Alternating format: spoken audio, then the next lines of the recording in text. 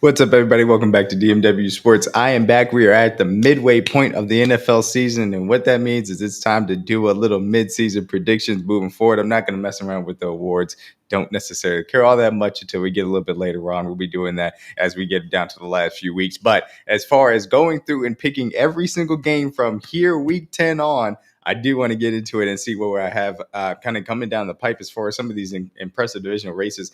I'll get the easy one out of the way. The Eagles are the only team that are making it out of the NFC East. I think they're going to have a good, strong start to or finish to the season, I should say. The Jalen Phillips trade for the Eagles is going to be very important. They've had some edge losses. Obviously, Brandon Graham is back now out of retirement after they've obviously lost Josh Sweat in free agency. Jalen Hunt hasn't necessarily stepped up to the level that they would have wanted. Nolan Smith has been in and out of IR as well. They had Zadarius Smith come on to the team and ultimately retire. They need that help. He is a good pass rusher off the edge and will defend the run. Played under Vic Fangio. That will help them a lot. They got their stride as far as offense is concerned. I think that they'll finish strong 13-4.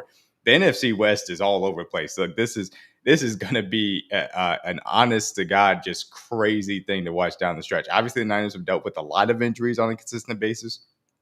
Got guys that they're trying to get back in the lineup. They haven't even got Brock Purdy back yet. I think they're going to be a factor here, but not necessarily keep pace with the Rams and Seattle Seahawks. Cardinals have the ability to spoil some teams down the stretch, especially now that they're starting the best quarterback for their offensive system, Jacoby Brissett over Kyler Murray. But the Rams and Seahawks are going to be in a dogfight down the stretch, in my opinion. Seahawks are playing incredible football on both sides of the ball. Sam Darnold is slinging it all over the place. They have obviously done a great job with that passing game. And if they get a little bit more Kyle Walker, K9 specifically, Kenneth Walker down the stretch here, I think that will help a lot for their run game. But alas, I think the Rams are in a really good place just to take off the back half of the stretch. I like where their defense is at, specifically along the defensive line. Of course, they played well this year. And then you add in, especially what that offense looks like with the consistent red zone threat of Devontae Adams, the run game piece that comes with it, especially with Sean McVay. Also using some more of those tight ends as well, getting some more Terrence Ferguson involved, which I'm happy to see. And then, of course, Puka Nacua is back healthy and balling out too. So I think that Matthew Stafford's also going to come out on top of this division, but man, it's going to be a fight to get to the top there. NFC South, pretty straightforward. I know the Panthers are over 500. I have them finishing slightly below. I think the Falcons end up falling off the back half of the schedule as well. This is going to be the Bucs division, in my opinion, to win at a 12-5 mark.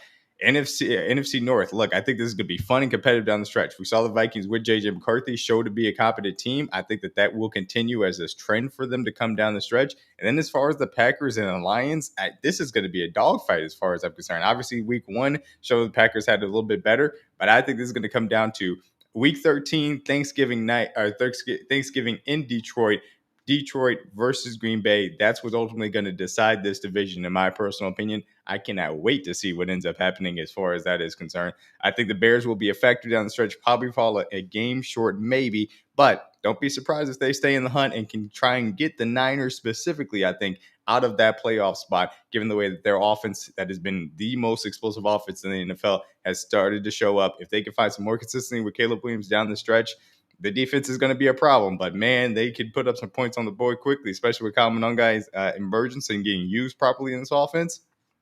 Watch out. That's a sneaky team that could try and find its way into this playoff picture as well. But that NFC North is going to be extremely entertaining. Let's flip on over to the AFC side. All right. So on the AFC side, a little bit more intrigue as far as some of these division races. I think ultimately the AFC South is going to be interesting. Obviously, Jaguars currently hold the last playoff spot at that 5-4 mark. I think ultimately they end up finishing just that game above 500 and get caught by some of the other teams as well in the AFC.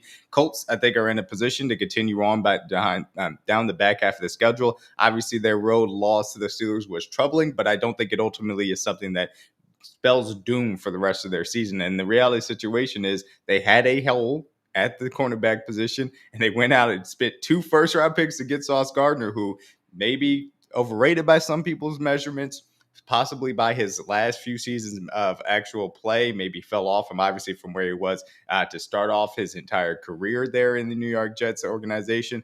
But I'll tell you this, what Lou Anarumo wants to do in the back end of his defenses and the secondary to be able to disguise things, what Sauce Gardner brings to the table, the physicality that he plays with, particularly with routes, and especially the eyes that he has on in zone, Lou Anarumo will be able to put these guys in a really good position, and Sauce will be a needed addition to that defensive back room that will be very impressive to watch. Their offense has done some things that are very unsustainable. Obviously, their points per drive has been astronomically historic to this point, but that is still a very good offense, all things considered. I think they finished strong at a 14-3 mark ultimately and finish with the number one seed. Let's go to the AFC East. Pats had the upper hand, continue to have the upper hand due to their early season win in Buffalo. A big statement game for Drake May, who is playing at an MVP level. No ifs, ands, or buts about it. You got to give the kid credit for what he's been able to do in his sophomore campaign. And look, they are in a position, the way that this team is playing, to stay ahead of the Bills. Obviously, they have a big game coming up with them later on in the season. I think they hold on, win this division. The Dolphins and Jets are not in any position to play spoiler to either one of these two teams. I think that upper hand for the Patriots early in the season proves vital for them to be able to hang on in the back half of the season, which they have a pretty easy schedule to add on to that as well. They end up finishing with the 3 seed Bills, 12-5 tie at the wild card as well. AFC West, big time division, big time teams, at least as far as the top three. It's tough for me to say this, but I think the Chargers finished just above that 500 mark. I think the Joel injury is major for them. To not have either one of their bookend tackles is going to be hard enough, but then to have him come back into the middle of the season, think you got a chance, and then take him away, it may be difficult for them to recover. Still got good weapons, still have a defense that can catch guys. I'm just not sure if there's going to be enough down the stretch in a tough AFC for them to stay afloat and ultimately make it into the playoffs. Wouldn't be surprised if they did. I'm just not necessarily predicting it to happen. Raiders won't be a factor here.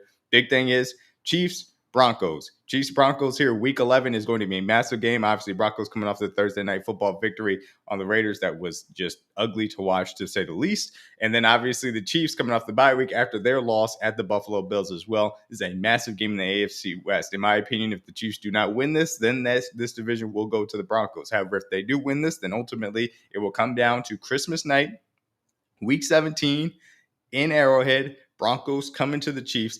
That will end up deciding this division. I think the Chiefs win both of those games, end up sweeping the Broncos, and win this division for a 10th straight year. Chiefs 12-5 get the 2 seed ultimately as far as the rest of the schedule is concerned. And then finally, the AFC North, which is extremely fun.